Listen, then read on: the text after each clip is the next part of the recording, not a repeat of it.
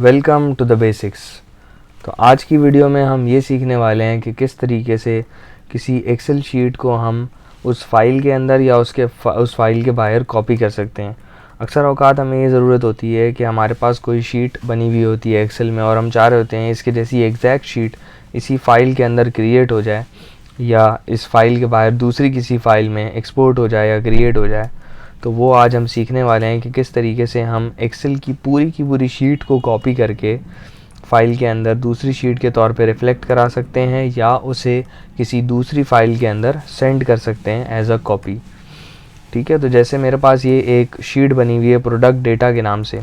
अब मेरे किसी दोस्त को ज़रूरत पड़ी इसी शीट को यूज़ करने की या मुझे ही ज़रूरत पड़ी इस शीट को दोबारा यूज़ करने की और मैं चाहता हूँ कि ये पूरी शीट जो है कॉपी हो जाए इसी एक्सेल फ़ाइल के अंदर।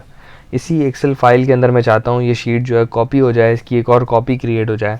तो वो किस तरीके से किया जा सकता है, बहुत इफ़ेक्टिवली करने का इसको एक तरीका ये है कि आपने जिस शीट को कॉपी करना है उस शीट के टैब पे जाकर, ठीक है, तो अगर मुझे इस शीट को इसी फाइल के अंदर कॉपी करना है तो वो कुछ एक इफ़ेक्टिव तरीका इसको करने का ये है आसान सा कि आपने जिस शीट को कॉपी करना है उस शीट के टैब के ऊपर जाके, ये टैब्स दिए हुए हैं शीट के, और जिस पर्टिकुलर शीट को आपने कॉपी करना है उसके टैब पे आकर आप राइट क्लिक करेंगे और राइट क्लिक करने के बाद जो ऑप्शंस आपके पास खुलेंगे उसमें आपने मूव और कॉपी के ऑप्शन पे क्लिक करना है।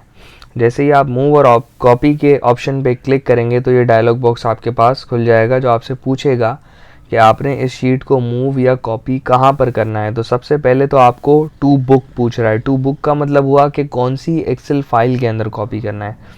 यहाँ जैसे आप ऊपर देख सकते हैं मेरी जो करंट फाइल है, एरो, मेरी जो करंट फाइल है उसका नाम ट्यूटोरियल है।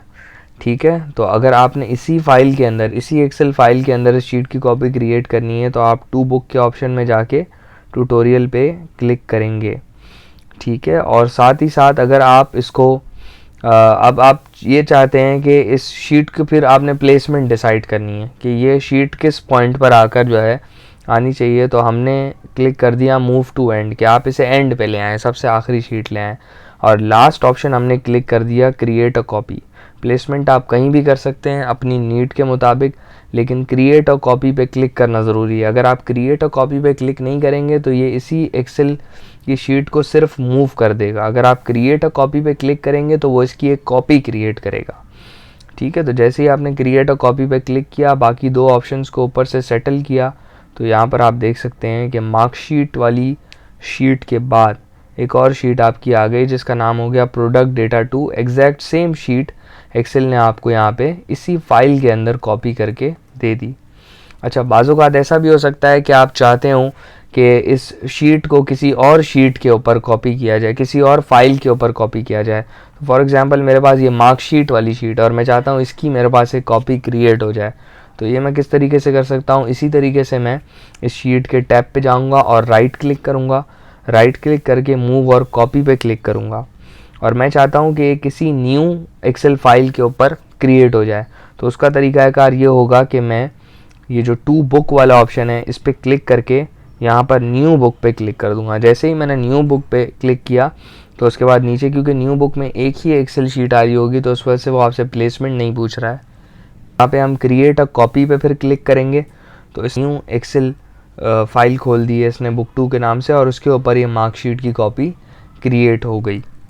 ठीक है, फॉर एग्जांपल अब आप चाहते हैं कि यही जो एक्सेल की शीट है ये उस न्यू बुक पे क्रिएट नहीं हो, किसी ऑलरेडी क्रिएटेड एक्सेल फाइल के ऊपर जाके चली जाए। तो वो आप किस तरीके से कर सकते हैं, आप मार्कशीट के टैब पे अगेन राइट क्लिक करेंगे, मूव और कॉपी के ऑप्शन पे क्लिक करेंगे और उसके बाद ऊपर टू बुक के ऑप्शन में जाके, जैसे फॉर एग्जांपल मेरे पास यहाँ पर सब ट्यूटोरियल एक्सेलएस की एक एक्सेल फाइल भी खुली हुई है, तो मैंने यहाँ पर आकर ये क्लिक कर दिया।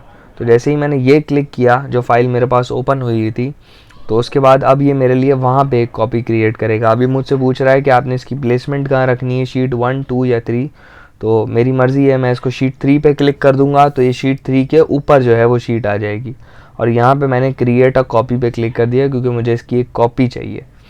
तो जैसे ही मैंने ओके किया तो यहाँ पे आप देख सकते हैं कि ये एक और एक्सेल फाइल है जो कि ऑलरेडी मेरे पास मौजूद थी, ऑलरेडी खुली हुई थी सब ट्यूटोरियल्स के नाम से।